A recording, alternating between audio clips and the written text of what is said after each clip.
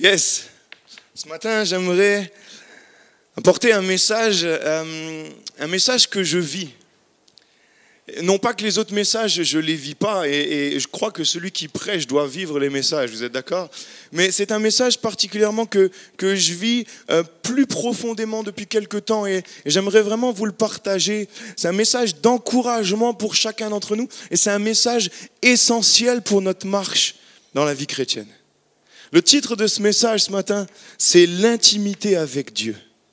L'intimité avec Dieu. On parle d'intimité lorsqu'il s'agit d'une relation étroite et familière entre deux personnes. Ça, c'est l'intimité. On parle d'intimité dans un couple ou dans une amitié. Il s'agit d'une relation de confiance, d'échange, de connaissance et de confidence.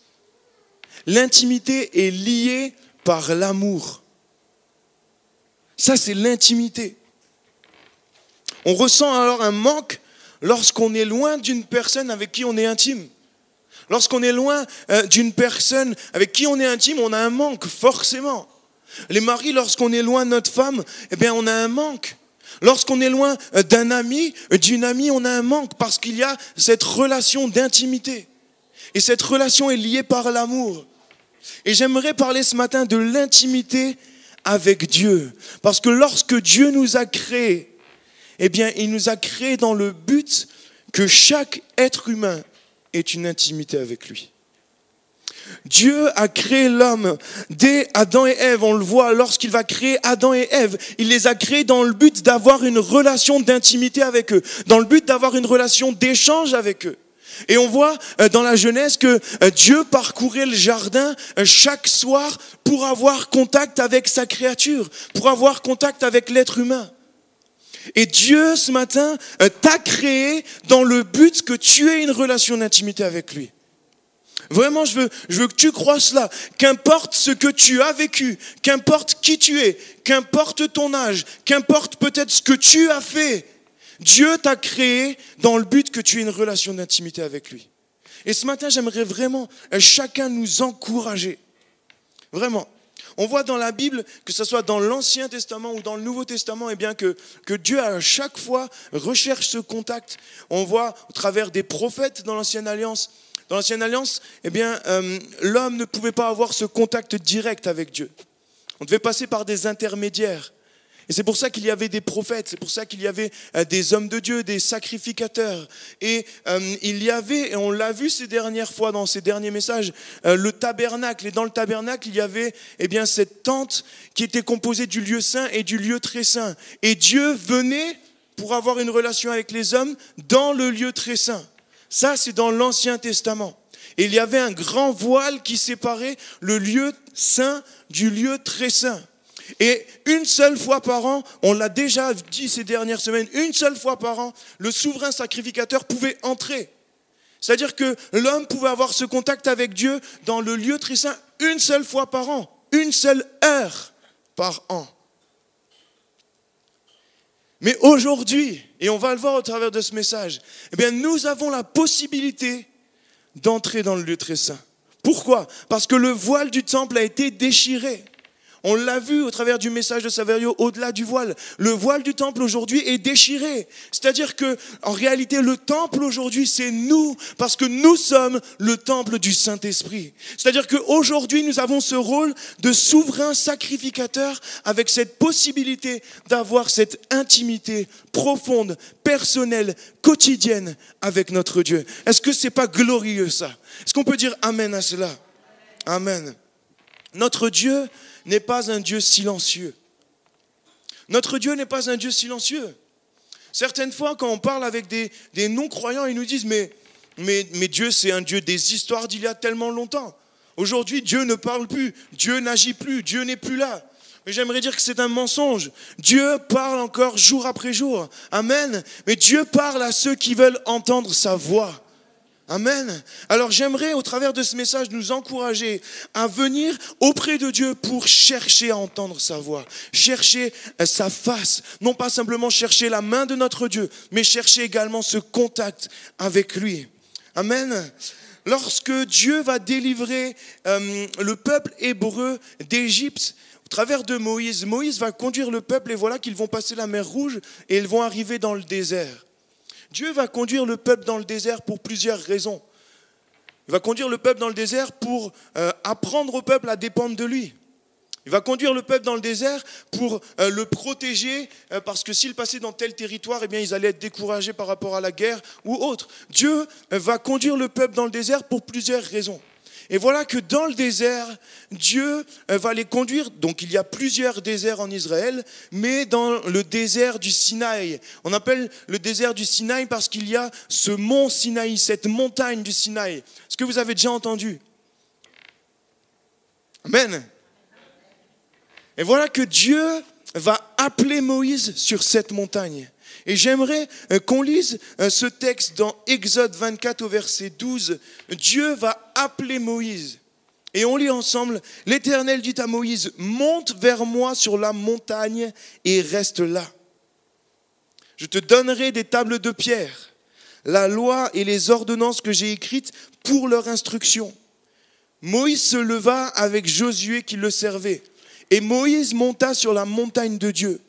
Il dit aux anciens, attendez-nous ici jusqu'à ce que nous revenions auprès de vous. Voici Aaron et Hur resteront avec vous. Si quelqu'un est indifférent, c'est à eux qu'il s'adressera. Verset 15. Moïse monta sur la montagne et la nuée couvrit la montagne.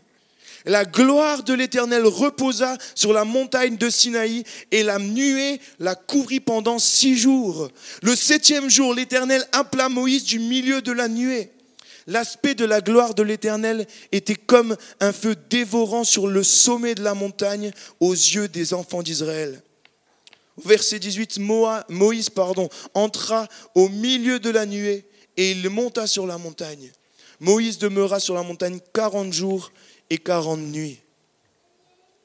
Dieu va appeler Moïse et va lui dire, viens me voir. Il va lui dire, viens sur la montagne, viens me rencontrer. Et ce matin, j'aimerais commencer en te disant, Dieu veut te dire, viens sur la montagne, mon enfant. Dieu veut te dire personnellement ce matin, viens sur la montagne. Viens, j'ai tellement de choses à te communiquer, j'ai tellement de choses à t'enseigner, j'ai tellement de bénédictions pour toi, mais viens sur la montagne, mon enfant. J'aimerais vraiment que ce matin, on puisse noter cela, comprendre cela dans notre cœur et comprendre que c'est pour nous personnellement. Amen. Amen. Mon premier point ce matin, c'est l'importance du lieu d'intimité. L'importance du lieu d'intimité. Pour avoir une relation d'intimité, eh bien, il est très important d'avoir un lieu d'intimité. Pour vraiment établir une relation profonde avec notre Dieu, une relation intime, il est important de comprendre le lieu d'intimité. Ce que ça comprend, comment on s'y présente dans ce lieu. Et j'aimerais qu'on puisse voir cela. Dieu va dire à Moïse, monte sur la montagne. Il pouvait très bien lui dire, va dans le désert. Il pouvait très bien lui dire, mets-toi à l'écart. Mais il va lui dire, monte sur la montagne. Il va l'appeler avant de lui dire ce qu'il voulait lui dire. Il va l'appeler dans un lieu précis. Et on voit que lorsque Moïse va monter sur cette montagne, c'est à ce moment-là que Dieu va lui révéler bien les 10 commandements. C'est à ce moment-là que Dieu va lui donner la loi. C'est à ce moment-là que Dieu va lui révéler également le tabernacle. On en parlait tout à l'heure. C'est sur cette montagne. Et Moïse n'a pas hésité. Moïse n'a pas dit, Seigneur, non, je vais te prier ailleurs. Moïse a obéi et est monté sur la montagne. J'aimerais vraiment que tu notes ce premier point ce matin. Il y a une importance dans le lieu de l'intimité. On voit que Jésus lui-même, Jésus le Fils de Dieu, qui est pleinement Dieu, Jésus lui-même, avant d'enseigner comment prier, cette prière du Notre Père, avant d'enseigner comment prier, il va enseigner où prier. Est-ce que vous avez déjà remarqué ça? Jésus ne va pas commencer en faisant cette prière du Notre Père, voici comment vous devez prier. Il va commencer en disant où prier. Et je crois que ce n'est pas pour rien. Et je crois qu'il y a une clé vraiment dans ce lieu d'intimité. Jésus va dire dans Matthieu 6 au verset 6, il va dire, mais quand tu pries, entre dans ta chambre, ferme ta porte et prie ton Père qui est là dans le lieu secret.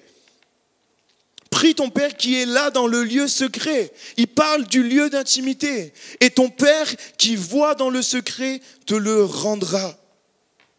Jésus est en train de dire, quand tu pries, quand tu as envie de chercher Dieu, quand tu as envie d'avoir une relation avec lui, quand tu veux grandir dans cette relation d'intimité, eh bien d'abord, entre dans ta chambre. Entre dans ce lieu d'intimité. En grec, le mot chambre, c'est le mot tameion. Tameion, ça signifie une pièce reculée, une chambre ou une pièce secrète. Ça a d'autres significations, c'est également un peu comme une réserve, un magasin où on va stocker. Ça, c'est le mot tameion. C'est une pièce secrète. C'est un lieu où personne ne va venir. Le lieu d'intimité, note bien cela. C'est un lieu où personne ne doit venir te déranger. Tu veux grandir dans ta relation d'intimité, alors ne sois pas dérangé. Lorsque tu es avec ta femme ou avec ton mari et que tu es dans un temps d'intimité avec elle, eh bien, tu n'es pas dérangé. Eh bien, avec Dieu, lorsqu'on veut grandir dans cette relation d'intimité, eh bien, nous devons nous couper de tout ce qui pourrait nous déranger. La chambre, alors ça peut être bien sûr notre chambre. Ça peut être notre chambre avec notre lit. Mais comprenez bien que la chambre, ce n'est pas forcément notre chambre. Ma chambre à moi, personnellement, là où je cherche Dieu jour après jour, c'est ma cuisine. La place de Alex, c'est à la cuisine. Ma chambre, à moi, c'est la cuisine. Et j'aime chaque matin, avant de démarrer ma journée, à venir dans ma cuisine. Non pas pour manger parce que je suis un grand gourmand, mais pour chercher Dieu. Ça, c'est mon lieu d'intimité. C'est mon lieu à moi. Maintenant, bien sûr que je peux chercher Dieu dans d'autres endroits que dans ma cuisine. Comprenez bien que je ne suis pas en train de dire que nous avons uniquement un seul lieu d'intimité. Je ne suis pas en train de dire ça. Mais lorsqu'on cherche Dieu, nous devons entrer dans ce lieu d'intimité. Jésus va dire, entre dans la chambre. Et ensuite, il va dire, ferme ta porte. Ferme la porte. Je n'ai pas de porte dans ma cuisine. Mais je ferme ma porte. Parce que lorsque je prie Dieu dans ma cuisine, personne ne vient me déranger. Et si par exemple, ma femme fait des horaires où elle commence plus tôt que moi, donc c'est pour ça que je peux me balader tranquillement dans la cuisine, elle n'est pas là. Mais si maintenant, je sais qu'elle est là, eh bien je vais aller dans un autre endroit où je ferme la porte et où personne ne va venir me déranger. Et je veux qu'on comprenne que le lieu d'intimité est un lieu où on ferme les portes physiques. Peut-être que tu as des enfants et peut-être que lorsque tu veux chercher Dieu, eh bien, il y a les enfants qui courent. Et je ne veux vraiment pas minimiser cela. Je n'ai pas encore d'enfants, je ne comprends pas à quel point c'est compliqué cela de prendre des temps pour soi, des temps pour Dieu. Mais je pense qu'il est important de trouver des moments où on peut fermer les portes. Il est important d'aménager nos journées pour qu'on puisse fermer les portes. Fermer les portes, c'est fermer tout ce qui peut nous déranger. Ça peut être une porte physique, bien sûr, comme je l'ai dit, ça peut être par rapport à des personnes qui pourraient être dans la même maison que nous. Mais fermer les portes, ça peut être par exemple simplement couper notre téléphone. Fermer les portes, c'est couper les notifications de notre téléphone, c'est se mettre en silencieux pour ne pas être dérangé. Ça, c'est fermer les portes. Moi, je sais que personnellement, et c'est vraiment personnel, je ne suis pas en train de dire que chacun doit faire ça, mais moi, je sais que personnellement, eh bien, je ne dois pas ouvrir mon téléphone tant que je n'ai pas cherché Dieu le matin. Moi, je sais que personnellement, alors, il y a quelques petits messages des fois qui s'envoient, c'est pas ça ce que je veux dire, mais je sais que je m'interdis vraiment à ouvrir les réseaux sociaux avant d'avoir cherché Dieu le matin. C'est personnel. Ceux qui veulent le faire, faites-le, mais je ne dis pas que dans la Bible, c'est écrit ça. Mais je sais que moi, pour ma vie, eh bien, je dois fermer la porte de la chambre, ça veut dire eh bien, ne pas me faire polluer par tout ce qu'il pourrait y avoir et tout ce qui pourrait me déranger. Même si le contenu des réseaux n'est pas mal, je ne suis pas en train de parler du contenu des réseaux. Mais simplement, je sais que moi, personnellement, si je vais allumer mon téléphone, si je vais aller sur les réseaux, si je vais aller sur Instagram, eh bien, je vais sûrement voir des photos de voyage, parce que j'aime beaucoup voyager, et je vais sûrement voir des bons burgers, parce que dans mon fil d'actualité, il y a beaucoup de photos de burgers. Je suis en train de dire ça parce que ça va inconsciemment mettre des pensées dans ma tête. Inconsciemment, ça va me polluer. Parce que lorsque je vais prier, donne-moi mon pain quotidien, je vais prier, donne-moi mon burger quotidien. Non mais j'insiste sur ça parce que je crois que chacun, nous avons des portes à fermer lorsqu'on cherche Dieu. Qu'importe quelles sont tes portes. Moi, je sais que c'est les réseaux sociaux, c'est le téléphone, c'est le travail aussi, parce que des fois, le matin, j'ai déjà des problèmes à régler, la journée n'a pas commencé. Mais je sais que ça, je dois le faire passer après. Maintenant, j'ai le privilège de commencer le travail assez tard. C'est pour ça que je peux prendre du temps le matin. Mais je suis conscient que certains, c'est le cas de ma femme, quand elle commence tôt, eh bien, elle ne peut pas se lever à 3 heures du matin pour chercher Dieu. Au bout d'un moment, il faut être un petit peu réaliste, mes amis. Et si on se couche le soir à 10h, 11h et qu'on se lève à 3h, c'est compliqué. Donc je ne suis pas en train de dire que le matin est le moment où il faut chercher Dieu. Mais par contre, il y a un temps dans la journée que nous devons réserver pour Dieu. Vraiment. Il y a un temps dans la journée où nous devons nous concentrer, nous devons fermer les portes. Après fermer les portes, Jésus va dire « Prie ton Père qui est là dans le secret ». Le lieu d'intimité est un lieu secret. Le lieu d'intimité est un lieu où personne ne sait ce qui se passe. Le lieu d'intimité est un lieu où personne ne sait combien de temps tu es en train de prier. Le lieu d'intimité est un lieu où personne ne sait en réalité si tu cherches Dieu vraiment tous les jours, parce que c'est secret. C'est-à-dire qu'on peut faire bonne figure peut-être à l'église le dimanche matin, chanter et lever les bras, mais ne pas avoir de relation d'intime avec notre Dieu. Parce que l'intimité avec Dieu, ça se passe dans le lieu secret. C'est uniquement entre lui et les hommes. C'est secret. Et le lieu secret est un lieu où on va pouvoir commencer à se confier à Dieu. C'est un lieu où on va pouvoir commencer à lui apporter nos besoins, où on va pouvoir commencer à lui apporter nos fardeaux. Le lieu secret, c'est un lieu où on va pouvoir commencer à pleurer devant Dieu. Mais c'est secret, c'est entre lui et nous. Je crois qu'il y a tellement une importance du lieu secret. Et j'aimerais vraiment qu'on puisse comprendre cela, que si on veut grandir avec Dieu, si on veut passer de cet état d'enfant spirituel à homme et femme matures spirituellement, nous devons faire de ce lieu d'intimité un lieu où on va user le parquet et user le carrelage, parce qu'on y sera tous les jours des heures et des heures pour chercher Dieu. Amen. Ça, c'est le lieu d'intimité. Notre Père voit dans le secret et nous le rendra. L'intimité avec Dieu, c'est une intimité de cœur à cœur. C'est une relation de cœur à cœur. Dieu voit notre cœur.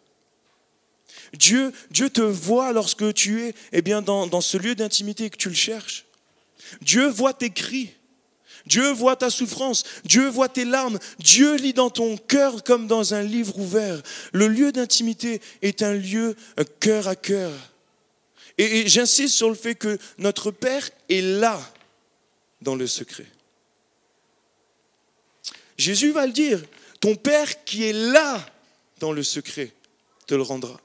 Quand on prie le matin, à midi, l'après-midi, qu'importe, lorsqu'on cherche Dieu, qu'on puisse vraiment être convaincu, parce que le diable veut nous faire croire l'inverse, qu'on soit convaincu que Dieu est là et qu'il est présent. Dieu est présent jour après jour. Même si tu ne le vois pas peut-être, même si tu ne l'entends pas, même si tu as l'impression qu'il fait silence depuis tellement longtemps, Dieu est là. Sois convaincu de cela. Crois-le vraiment avec foi.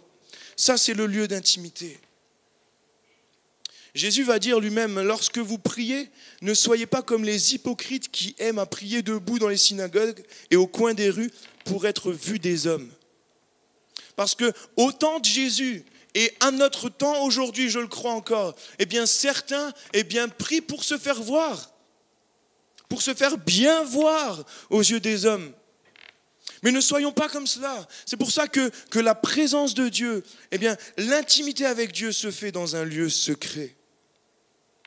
J'ai noté que le lieu secret est un lieu où tu es seul, et j'ai pris l'exemple de Jésus qui aimait se retirer après des journées.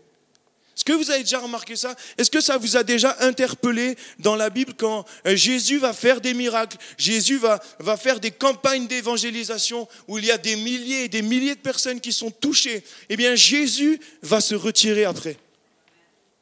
Dans Matthieu 14 au verset 23, on lit « Quand Jésus eut renvoyé la foule, il monta sur la montagne pour prier à l'écart, et comme le soir était venu, il était là, seul. » On est au verset 23. Les versets juste avant, Jésus vient de faire la multiplication des 5 pains et des 2 poissons. C'est quelque chose de juste ouf. Quelque chose de juste glorieux. Et je ne sais pas vous, mes amis, mais moi, si j'étais là, probablement que j'aurais dit, mais vas-y Jésus, encore. C'est le moment. Continue, continue, continue. Mais Jésus s'est retiré, seul. Est-ce qu'il n'y a pas une leçon qu'on doit apprendre aujourd'hui? Certaines fois, et je crois qu'on le fait sincèrement, mais certaines fois, on veut faire pour Dieu. Et on voit la puissance de Dieu se manifester. Mais, eh bien, cela empiète sur notre temps d'intimité avec Dieu. Cela empiète. Ne faisons pas de notre service pour Dieu, eh bien, une idole. Ne faisons pas de notre service pour Dieu, de toutes les tâches qu'on fait pour Dieu, une idole. Quelque chose qui va prendre plus de place que notre relation avec Dieu.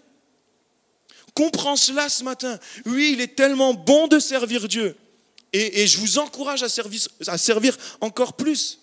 Mais il est hyper important que notre priorité soit la présence de Dieu quotidienne dans notre vie et cette intimité avec lui. Est-ce que vous êtes d'accord avec moi? Yes. J'aimerais arriver à mon deuxième point. Dieu, c'est le titre de ce deuxième point, Dieu veut une relation d'intimité quotidienne. Quotidienne. Et je l'ai dit tout à l'heure, le lieu d'intimité est un lieu où on doit venir quotidiennement. Moïse n'est pas monté qu'une seule fois sur la montagne. Il est monté plusieurs fois. Moïse est monté plusieurs fois sur la montagne. Et je crois que Dieu nous appelle à monter plusieurs fois sur la montagne. Mais Dieu nous appelle bien plus précisément à venir jour après jour sur la montagne. À venir jour après jour dans notre lieu d'intimité. Et on va le voir pourquoi. Parce que la présence de Dieu est tellement bonne pour nous. La présence de Dieu est tellement impactante pour notre vie de tous les jours. Mais viens vers Dieu jour après jour. Je crois qu'on est tous en train d'avancer avec Dieu et je bénis Dieu pour ça parce que Dieu est tellement en train d'agir au milieu de nous. Mais je crois que si on veut aller plus loin vraiment, on va devoir comprendre qu'il va falloir aménager notre emploi du temps. Il va falloir faire des priorités. Le diable, lui, a bien compris l'importance de la relation d'intimité. Est-ce que tu sais que le diable peut-être a même mieux compris que nous ce matin l'importance de l'intimité avec Dieu? Le diable le sait mieux que nous. C'est pour ça que le diable va essayer par plein de moyens de nous donner des pièges, de nous empêcher de venir dans la présence de Dieu. Comprends ce matin que le but du diable dans ta vie, c'est de t'empêcher d'entrer dans le lieu très saint. Le but du diable, c'est de t'empêcher d'avoir cette relation avec Dieu, avec le Père. Ça, c'est le but du diable. Et le diable va utiliser plusieurs moyens. J'aimerais qu'on voit cela. Il va utiliser tout d'abord, eh bien, un emploi du temps trop chargé. Est-ce que vous avez remarqué que plus les années passent, plus nos emplois du temps, sauf pour Serge qui est à la retraite maintenant, plus nos emplois du temps sont chargés. Est-ce que vous avez remarqué que nous sommes dans une société qui s'empresse? Une société où il y a de plus en plus de stress, où il y a de plus en plus de pression. Est-ce que vous avez remarqué que dans cette société, on nous enseigne la performance? Il faut toujours performer encore plus, être le meilleur, donner le meilleur de nous-mêmes, être parfait. Et ça, les amis, ça nous donne une pression. Ça nous donne une pression. Et je crois que derrière ça, oui, c'est bien de performer. Et c'est bien de donner le meilleur pour Dieu, dans notre vie de tous les jours. Parce que la Bible dit que lorsqu'on fait quelque chose, on doit le faire comme si on le faisait pour Dieu. Et c'est bien de donner le meilleur. Mais attention au piège de l'ennemi qui est derrière ça et qui veut juste nous mettre de la pression sur nos épaules. Parce que lorsqu'on a une semaine compliquée ou une journée compliquée et chargée, eh bien c'est plus facile de se poser sur notre canapé que d'ouvrir la parole de Dieu. C'est plus facile de regarder une bonne série que de lire la Bible. C'est plus facile de sortir avec des amis pour décompresser que de chercher la face de Dieu et de le prier. Et tout cela est bon de sortir. Comprenez bien, je veux prêcher l'équilibre ce matin. C'est bon de sortir avec les amis. Il n'y a rien de mal dans le fait de se poser dans le canapé et de regarder la télé. Il faut juste être équilibré. Mais ce matin, j'aimerais mettre en lumière l'un des pièges de l'ennemi. L'une des armes de l'ennemi contre nous, c'est un emploi du temps trop chargé. Et c'était le cas de Marthe et Marie. Jésus va avancer dans son ministère et à un moment, il va se retrouver chez Marthe et Marie. On va lire ces quelques versets dans Luc 10 au verset 40. Jésus va être chez Marthe et Marie. Et il dit, on lit en tout cas, Marthe, occupée à de divers soins domestiques, survint et dit, il va dire à Jésus, Seigneur, cela ne te fait-il rien que ma sœur me laisse seule pour servir? Dis-lui donc de m'aider.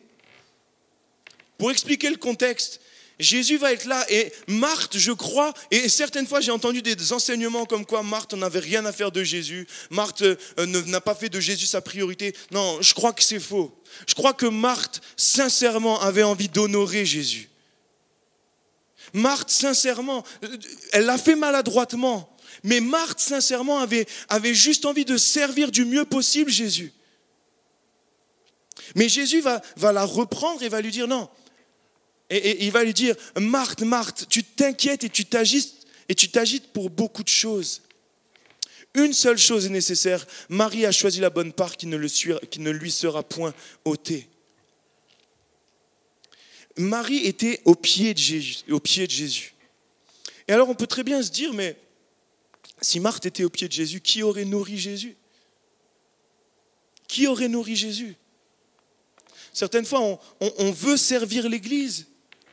Mais Jésus nous appelle simplement à venir à ses pieds.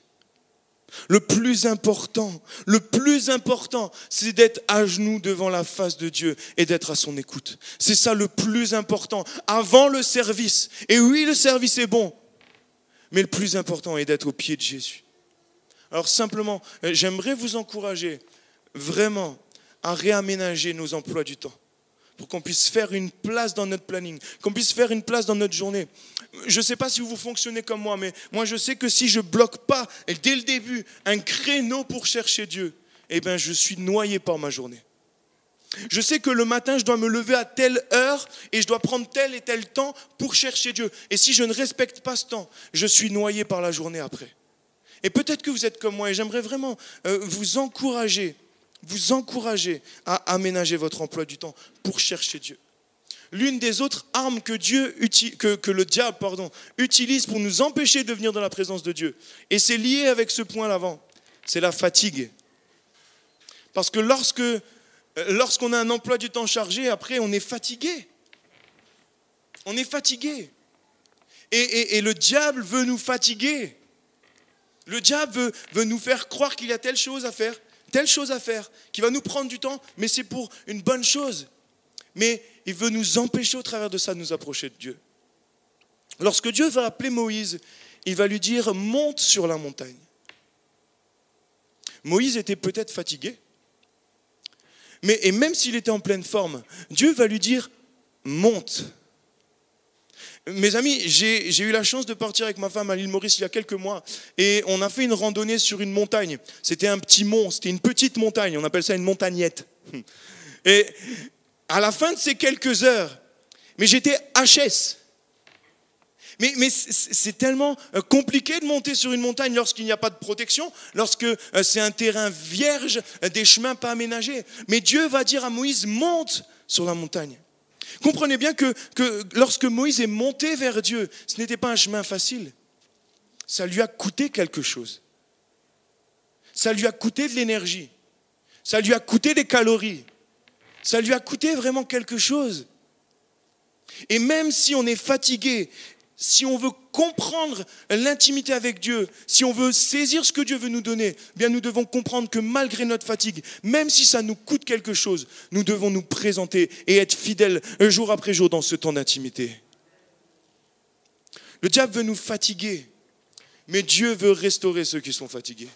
Amen. L'une des autres armes que l'ennemi veut utiliser pour nous empêcher, nous approcher de Dieu. Écoutez bien, parce que je crois que c'est l'une des armes qu'il utilise tellement constamment. C'est le péché. C'est le péché. Le diable utilise le péché. Est-ce que tu réalises ça? Le diable utilise le péché pour t'empêcher de venir dans la présence de Dieu. Le diable utilise le péché. Le diable veut te faire pécher pour t'empêcher de venir dans la présence de Dieu. Pourquoi? Est-ce que vous avez déjà remarqué que lorsqu'on pêche, on se sent sale? Lorsqu'on pêche, on se sent souillé. Lorsque Adam et Ève vont pécher, eh bien, ils vont se cacher de la présence de Dieu. Dieu venait jour après jour dans le jardin, mais lorsqu'ils ont péché, ils vont se cacher. Ils se sont sentis sales, souillés. Et le diable veut nous faire pécher pour qu'on se sente sale et souillé, pour nous empêcher de venir dans la présence de Dieu. Le diable veut utiliser la culpabilité et la honte pour nous empêcher de nous approcher de Dieu. Le diable veut nous faire revivre notre péché, veut nous faire croire que nous sommes des moins que rien. Le diable veut nous mentir sur notre intimité en Christ. Il veut nous faire croire que nous sommes encore l'homme ancien. Dorian a apporté la Sainte Seine, il a parlé de l'homme nouveau. Mais le diable veut nous faire croire que nous sommes toujours l'homme ancien, le vieil homme. Parce que si on croit ça, eh bien on se cache, on a peur de venir dans la présence de Dieu. On a peur de venir dans la présence de Dieu. Le diable utilise la culpabilité. Le diable veut nous comme faire repasser les bandes vidéo de notre péché, de notre passé. Il veut utiliser cela comme arme contre nous pour nous empêcher de venir dans la présence de Dieu. Mais vous savez, c'est quoi la vérité et la bonne nouvelle? C'est qu'en réalité, à partir du moment où on vient devant Dieu et qu'on lui demande sincèrement pardon, instantanément, nous sommes pardonnés. Instantanément, nous sommes pardonnés. Instantanément, si notre repentance est sincère, instantanément, le sang de Jésus nous lave et notre péché est oublié. Alors pourquoi attendre avant de revenir dans la présence de Dieu? Vous êtes d'accord avec moi? Lorsque Jésus va parler de cette histoire du fils prodigue, le père attendait impatiemment que le fils revienne. Le fils qui avait péché, qui était parti dans le monde, le père l'attendait. Et lorsque le fils va venir au loin, eh bien le père va courir vers le fils, va le serrer, va lui donner un anneau. Le père va le réhabiliter instantanément. Et Dieu veut faire pareil avec nous ce matin. Le diable veut nous faire pécher. Et notre but, notre marche avec Christ est une marche de sanctification. Et le but est de pécher le moins possible, voire plus du tout. Amen. Mais si on pêche, eh bien croyons avec foi que Dieu nous pardonne instantanément. Et ne laissons pas le diable gagner du terrain et nous empêcher de revenir. Amen, vous êtes d'accord? Une des autres armes que le diable utilise, j'en ai parlé très rapidement tout à l'heure, c'est les réseaux sociaux, la télé, les jeux vidéo. Attention à ne pas être accro. Attention à ne pas passer trop de temps. Et c'est valable pour ça, mais c'est valable pour des activités sportives. C'est valable pour du sport, pour plein d'autres domaines. Pour une passion peut-être. Attention à ne pas faire de cette passion une idole qui prend plus de place que Dieu. Et j'aimerais vraiment qu'on aura un petit temps de louange après, qu'on puisse vraiment fermer nos yeux après et on s'analysera vraiment, on priera que le Saint-Esprit puisse nous montrer comment progresser dans notre relation d'intimité avec lui. Je crois que le Saint-Esprit veut nous encourager. Et l'une des meilleures manières qu'il utilise pour nous encourager, c'est en nous rappelant que notre passé est passé et que toutes choses sont devenues nouvelles. C'est-à-dire que qu'importe si aujourd'hui on n'a pas de relation d'intimité, le plus important, c'est notre marche et notre progression et notre désir maintenant d'aller de l'avant. Amen, vous êtes avec moi? J'arrive à mon dernier point ce matin, ce point que j'ai intitulé « Les bienfaits de notre intimité avec Dieu ». Les bienfaits. Lorsqu'on est en relation avec Dieu jour après jour, lorsqu'on entre quotidiennement dans sa présence, lorsqu'on a ce contact quotidien avec lui, on va commencer à gagner en maturité spirituelle. On va commencer à se comporter face à telle et telle épreuve d'une manière différente, d'une manière plus mature. On va commencer à remporter des victoires. Et il y a tellement de bienfaits au travers de la présence de Dieu, tellement de richesses, tellement de bénédictions à saisir. J'aimerais qu'on en voit quelques-unes ce matin et qu'on comprenne que la relation avec Dieu, c'est une relation où on échange avec Dieu, mais où Dieu nous bénit également. Dieu veut te bénir ce matin. J'ai noté que notre relation d'intimité avec Dieu nous change. La relation qu'on a avec notre Dieu nous change. Je crois que c'est lorsqu'on va s'approcher de Dieu continuellement, qu'on va commencer à étudier la parole de Dieu, qu'on va commencer à avoir une révélation plus grande de qui est Christ, de quel est le caractère de Christ. Eh bien, je crois qu'à ce moment-là, eh bien, inconsciemment même, on va avoir envie de lui ressembler.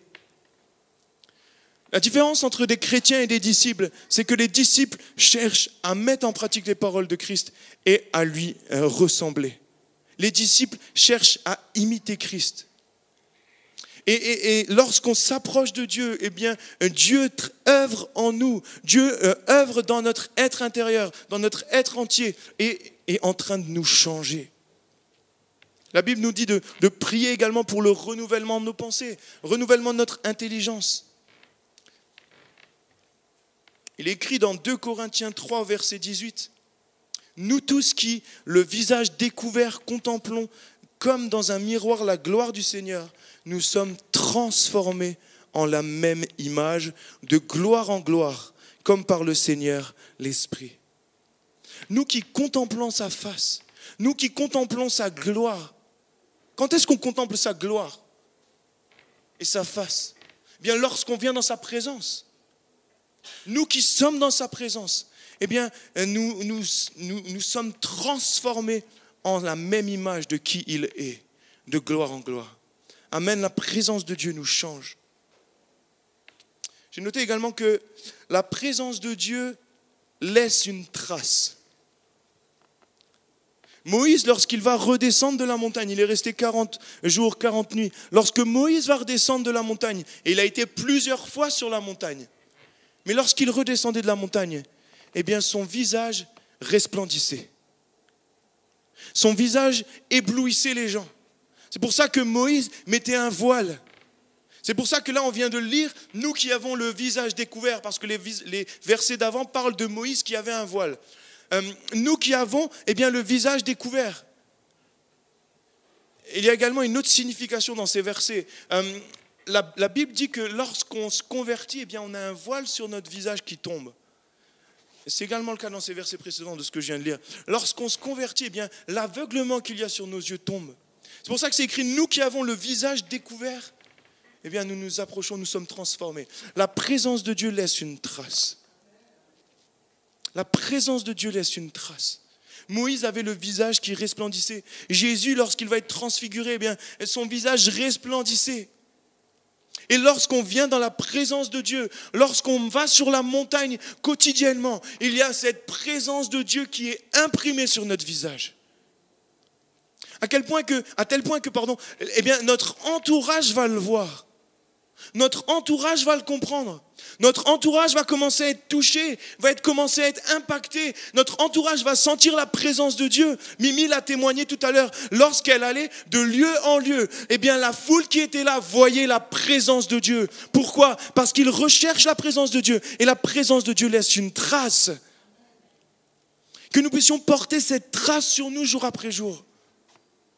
Vraiment, j'aimerais vous inviter. Je crois que cette église va être trop petite et elle est déjà trop petite. Je me réjouis parce que nous sommes dans un temps de vacances et l'église est presque pleine. Et je dis gloire à Dieu pour cela. Mais Dieu va compléter encore ces chaises. Pourquoi? Non pas parce qu'on va être les meilleurs. Pourquoi? Mais parce qu'on va simplement laisser resplendir la présence de Dieu dans notre vie. Amen.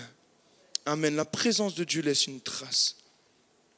J'ai noté également que l'un des bienfaits de la présence de Dieu, c'est que la présence de Dieu nous restaure et nous fortifie.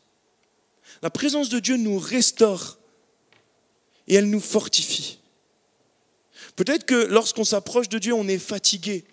Peut-être qu'il y a un tas de soucis sur nos épaules, un tas de fardeaux, un tas de larmes en réserve.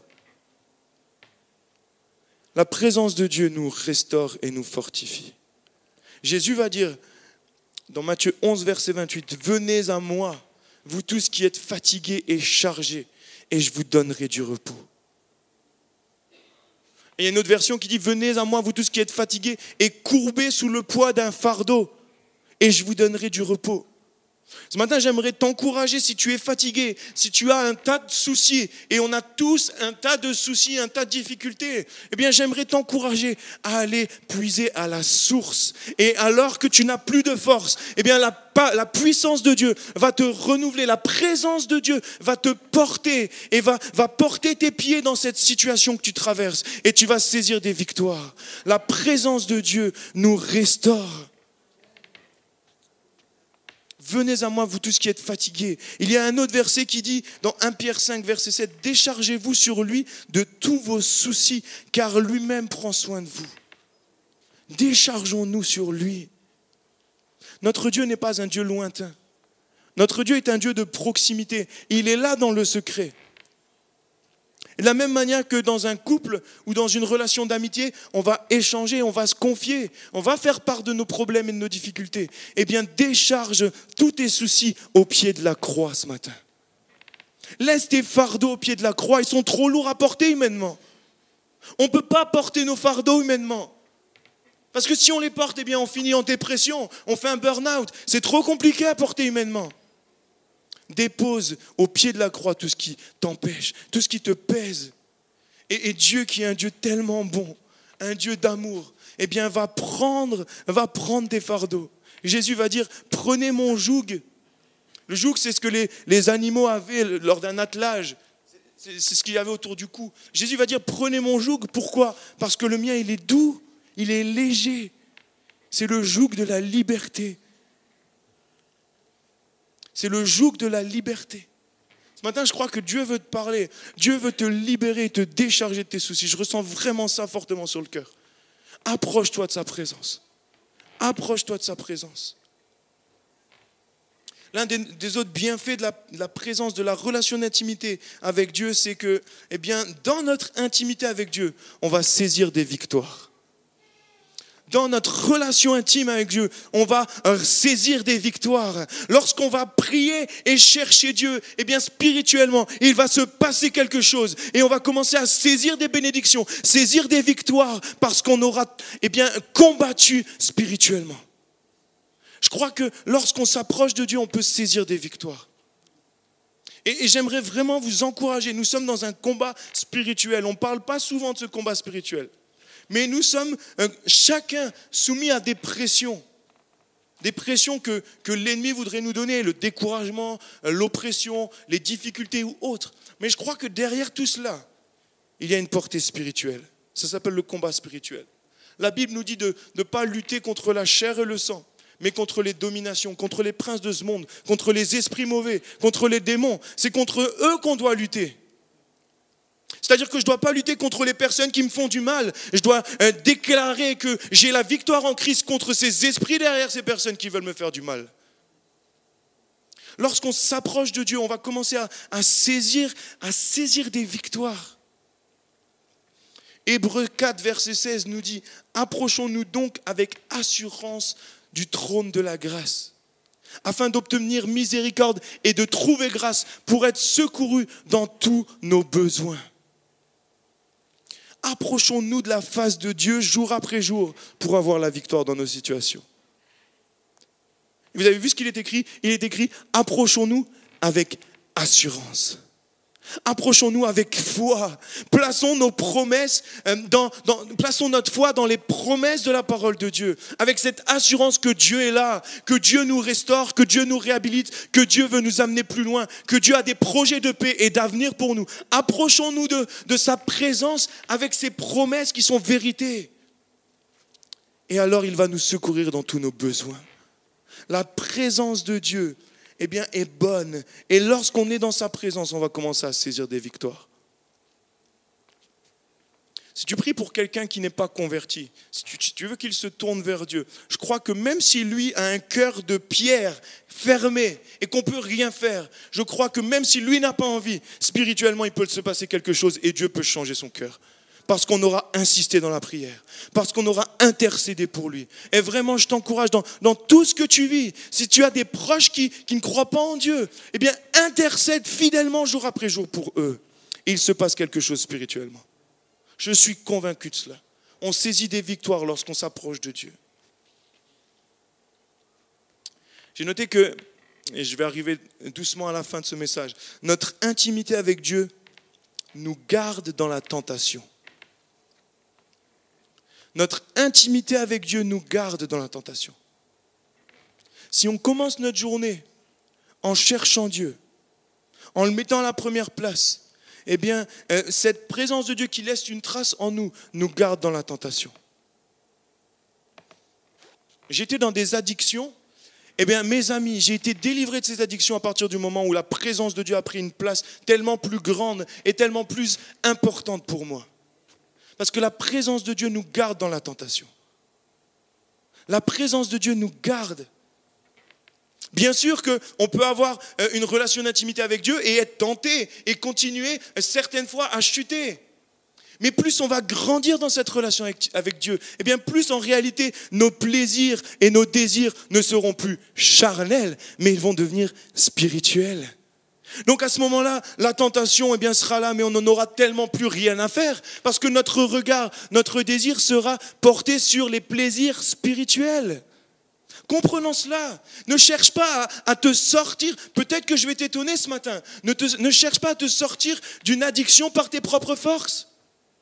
Ne cherche pas à te sortir d'un péché par tes propres forces. Tu vas peut-être réussir un certain temps, et peut-être tout le temps, et gloire à Dieu pour cela. Mais c'est uniquement la présence de Dieu qui laisse une trace et qui nous aide à tourner notre regard sur les plaisirs spirituels et non charnels.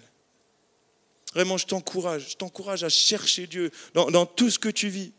Dieu veut nous amener plus loin. Et Dieu est un Dieu d'amour, un Dieu qui veut nous restaurer, un Dieu qui veut prendre soin de toi. Qu'importe ce que tu as vécu, Dieu encourage toujours. Notre Dieu est le Dieu de la seconde chance. Je le crois vraiment et je prêche ça. Mais simplement que nous puissions venir devant lui avec cette assurance qu'il est là. Que nous puissions venir devant lui d'un cœur repentant, en cherchant à porter du fruit de la repentance. Et Dieu qui voit notre cœur sincère va nous sortir, va nous élever, va nous amener plus loin dans sa présence. Ça, c'est la présence de Dieu. J'ai noté en dernier, et je terminerai avec cela, que c'est dans notre intimité avec Dieu que le Saint-Esprit nous donne des révélations. Ce n'est pas au travers de la télévision qu'on a des visions. C'est dans notre intimité avec Dieu que Dieu nous donne des révélations. C'est vraiment lorsqu'on cherche Dieu que, eh bien, dans telle ou telle situation, ça va commencer à s'éclairer. C'est lorsque quotidiennement on vient au pied de Dieu en lui disant « Mais Seigneur, parle-moi par rapport à ça ». Eh bien c'est à ce moment-là que Dieu va commencer à ouvrir des portes, va commencer à nous donner des révélations. C'est au travers du buisson ardent dans la présence de Dieu que Moïse a eu les révélations du but de sa vie.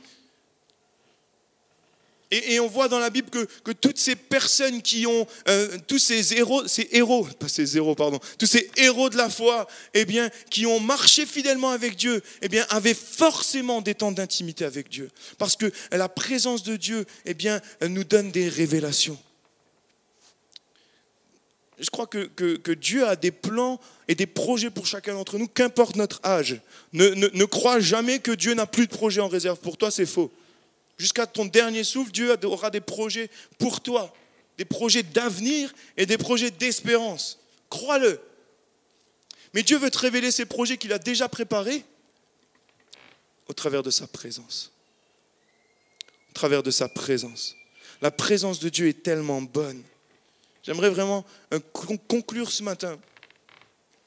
Et dans cette conclusion, j'aimerais peut-être expliquer comment peut-être rythmer notre intimité avec Dieu. Comprenez ce que je veux dire? Peut-être que certains vous dites, mais ok, comment avoir une relation qui grandit? Qu'est-ce que je dois faire? Est-ce que je dois prier? Est-ce que je dois louer? Est-ce que je dois lire la Bible? J'aimerais m'appuyer sur la prière du Notre Père. Et on n'a pas le temps de l'étudier ensemble aujourd'hui. Mais Jésus, après avoir révélé où prier, il va enseigner la prière du Notre Père. Et cette prière du Notre Père, si vous la lisez, et je vous encouragerai vraiment cette semaine à la reprendre, elle va être en plusieurs parties.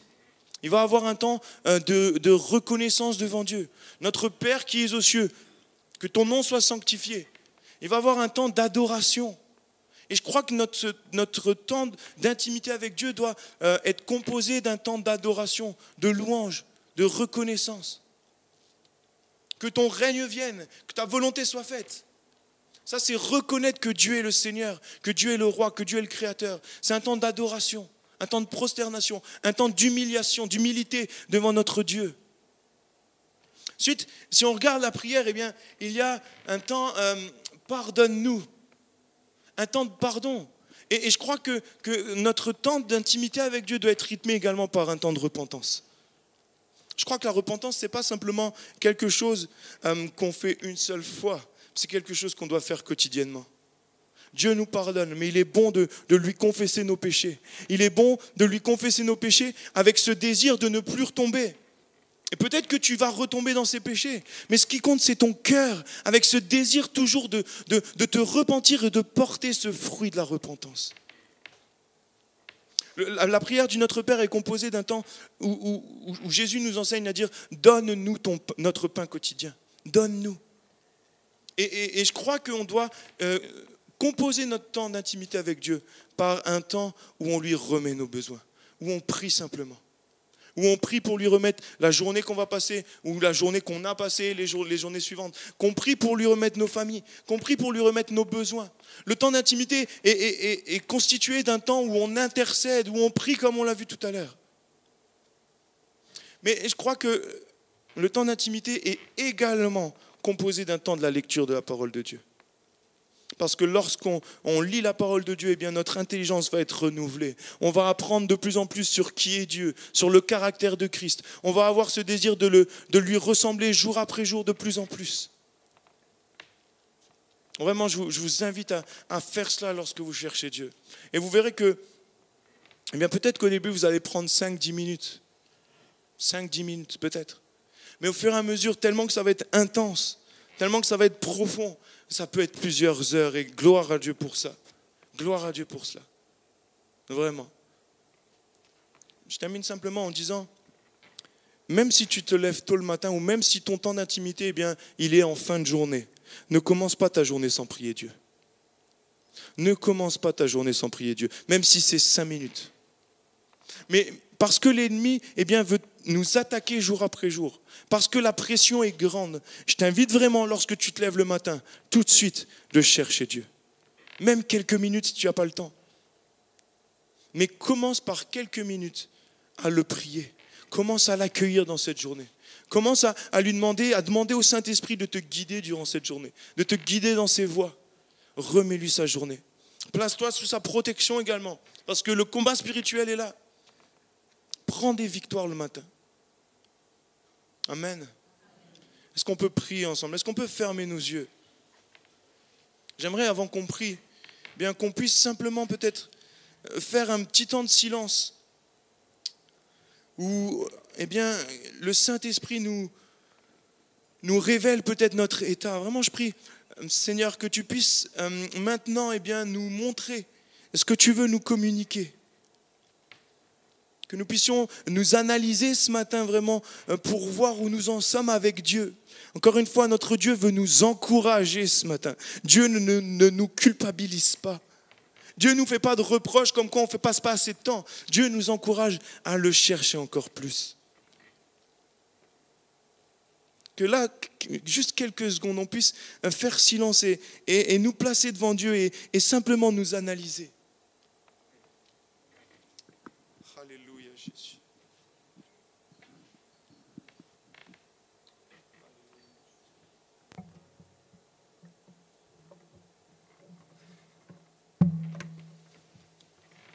Alléluia, Jésus.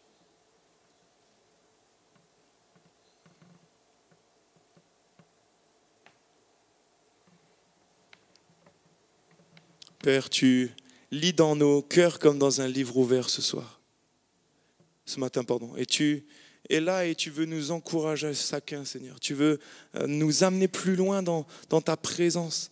Et je crois ce matin que tu veux bénir plusieurs, que tu veux bénir chacun, que tu veux encourager chacun. Je crois que ce matin, tu veux parler à ton peuple en disant que la liberté est dans ta présence. Là où est l'Esprit de Dieu, là est la liberté. Je crois que tu veux délivrer plusieurs ce matin, que tu veux amener plus loin plusieurs dans ta présence ce matin. Seigneur, notre désir, c'est de simplement, eh bien, jour après jour, te rechercher. D'avoir cette intimité avec toi qui grandit, Père. Nous prions, Saint-Esprit, que tu nous guides vers le Père, dans sa présence. Et jour après jour, eh bien, que tu puisses nous fortifier, nous donner ce zèle pour venir auprès de toi. Lorsque la fatigue est là, lorsque l'oppression est là, lorsque la difficulté est là, eh bien, Père, que tu puisses venir fortifier chacun. Alléluia, Jésus. Conduis toutes choses, Père. Garde-nous, protège-nous, amène-nous plus loin, Seigneur, au nom de Jésus. Amen. Amen. Qu'on puisse se tenir debout.